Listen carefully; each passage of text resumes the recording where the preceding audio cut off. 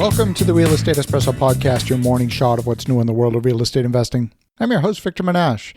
On today's show, we're talking about vacancy penalties. Just in case you thought being the owner of a retail storefront building wasn't difficult enough, the city of San Francisco is going to punish those bad landlords who are responsible for vacancies in retail. That's right. Government is here to help you with additional incentives to run a successful real estate business. According to a report in the Wall Street Journal, the city of San Francisco is voting today whether to impose a punitive tax on commercial storefronts that remain vacant for more than 6 months.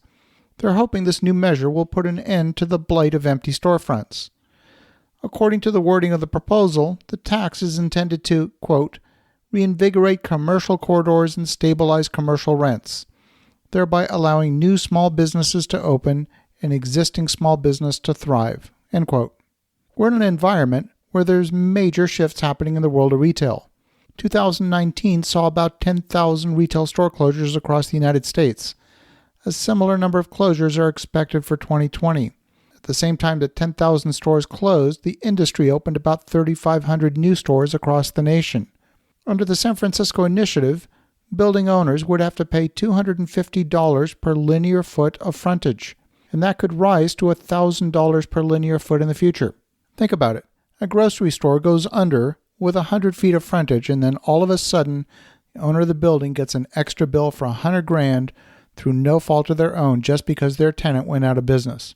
It's outrageous, and frankly, I hope this gets challenged in the courts. In my home city of Ottawa, Canada, there's been an excessive amount of retail construction, in my opinion. The west end of our city has been well served over the years by shopping malls of all types. I would have never considered that there was a shortage of retail in my area.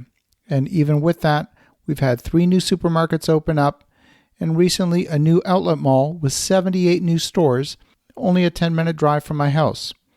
The impact on existing shopping centers has been clear. Another shopping district that's about 5 minutes from my house is suffering clearly. Are the vacancies the result of excess supply, or are they the result of those irresponsible landlords failing to keep their properties full? Do you think that having a viable business is key? In fact, New York Mayor Bill de Blasio has proposed a similar tax in the past month. In his State of the City address, the mayor said, if a landlord leaves that storefront vacant, hurts the community, makes the community less whole, deprives someone from having that storefront so they can be part of our community, then the landlord needs to pay more in taxes. Wow, that's just outrageous. Cities like New York have struggled with businesses surviving. The retail vacancy rate in trendy areas like Soho is currently standing at 10%, and in the meatpacking district, there's a vacancy rate of 21%. This is an area that's a little less residential, and people rely very heavily on public transit in New York, so they generally won't travel more than a few blocks to go to a specific store. Back in 2016, Arlington, Massachusetts passed a law that requires owners of vacant storefronts to register the vacancy and to pay an annual fee of $400. Proponents of the approach would argue the measure has worked. Vacancies in the Central Business District in Arlington fell from 6.4% when the bylaw was passed to 2% today. Retail space is subject to the laws of supply and demand, and there's a lot of forces that are affecting this aspect of the business. There's new supply coming into the market, making older properties comparatively less desirable. Our society has a tendency to discard older properties and allow them to fall into disrepair.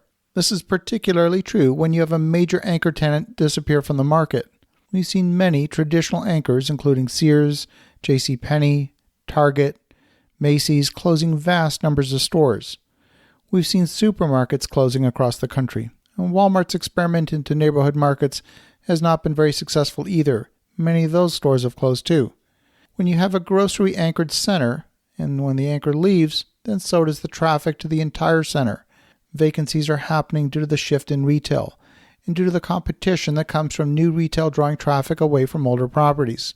And when a retail shop closes down, there's not a lineup of new small businesses waiting in the wings to take over that space.